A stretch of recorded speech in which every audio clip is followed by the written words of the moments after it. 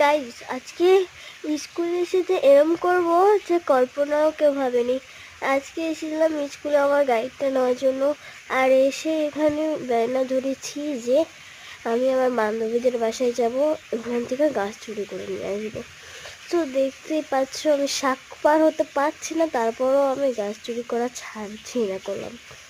দেখো, গাছ চুরি করার জন্য কতই না কষ্ট করতে হয় আমাদের। দেখো, তোমরা যদি তারপরও যদি লাইক কমেন্ট শেয়ার না করো তাহলে কিন্তু আমি করবো না। ইয়ার আগেও করলাম, আমি একটা ঝাউ গাছের চারা চুরি করে নিয়েছিলাম।